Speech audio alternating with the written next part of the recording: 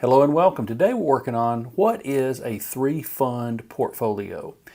Now, I think this is very important for all investors. You don't have to go to a high-price broker. There's no gurus. No one knows the future. No one knows what the market's going to do. So the three-fund portfolio could be really for you. I think it's for everybody. Hey, if you're new, my name's Jeff from Finally Learn. I'm just teaching financial literacy. Have a lot of things on the channel about accounting and finance and Excel. Here we're starting a series on the three-fund portfolio.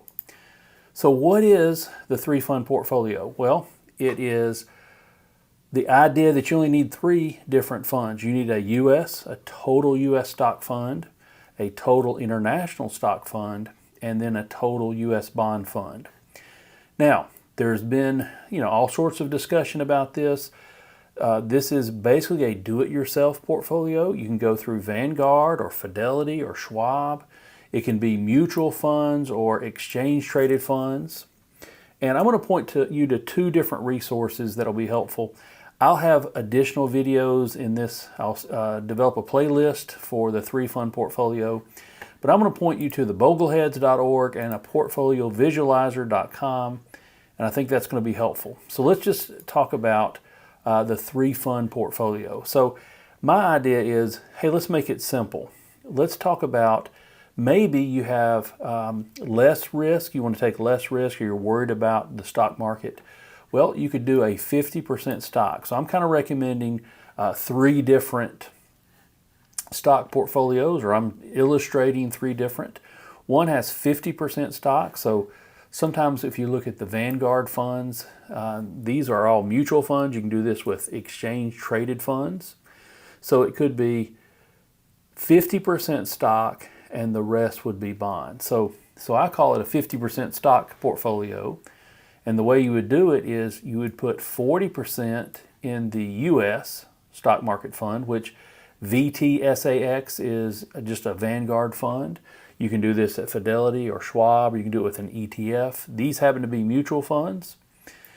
Now, international stock. Now, typically this is for a U.S. investor. So a U.S. investor owns 40% U.S. stock market, and then 10% of their portfolio would be an international stock fund, and then the remaining 50% would be a bond fund. So this is what the portfolio would look like in the three-fund model.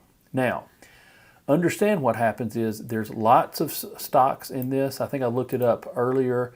They're in the U.S. stock market fund. There's like 3,500 or so stocks. So that's instant diversification, just owning that stock or that mutual fund that owns all those stocks. And let's switch it over to 70%. So watch this. So we go from 50, 70% would be 70% stocks and 30% bonds. So the percentage would be 55% U.S. stock market, 15% international stock market, and then 30% bonds. So this is going to have a little more risk, a little more return. I've got some data to show you. And then 90% would be, hey, 10% bonds, and the remaining 90% would be stock. 70% U.S. stock, 20% international.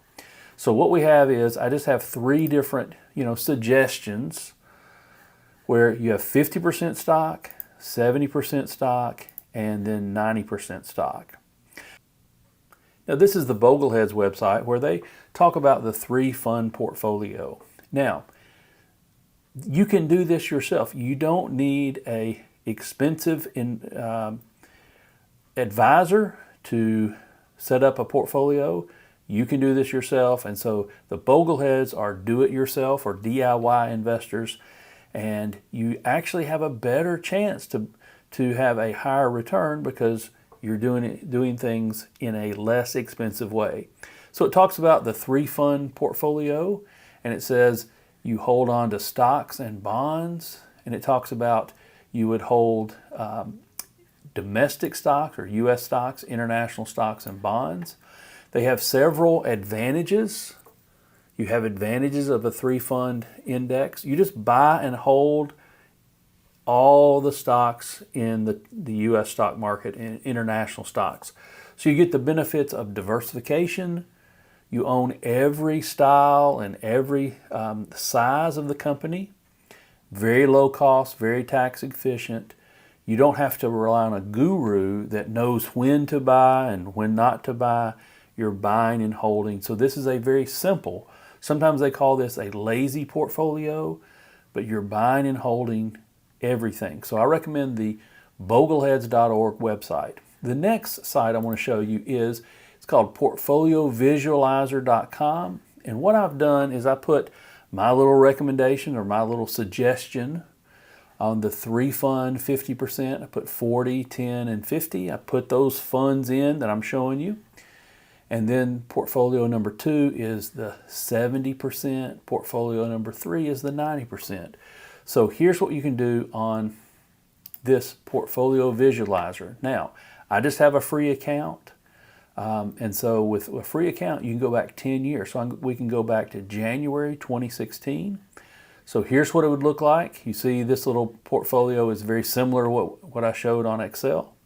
So what kind of return would you have? Well, the return averaged 7.3%. Remember, half of this is bonds, which is has been low performing returns. And so, you know, what kind of risk? We measure risk with volatility, standard deviation. So it's 9%. Now, the benchmark here, I set the S&P 500 as the benchmark. So you're about 7% of what the 7% less of what the S&P 500 did. So you have a more conservative portfolio. At the 3-fund 70% stock, you're going to have a little bit larger return, 9.4. You're closer to the benchmark. You have a little higher standard deviation. I'm going to show this toward the bottom here. The 90%, you'll have a higher return. So it averaged 11.5% and just a little bit less, 2.8% less than the S&P 500 index, the Vanguard 500. So we can go down here and see, here's the portfolio summary of all three. So if you say I want 50% stocks, then you're going to typically have a lower return. Your ending balance is around 19,600. At 70%, you have a little higher ending balance, 23,000.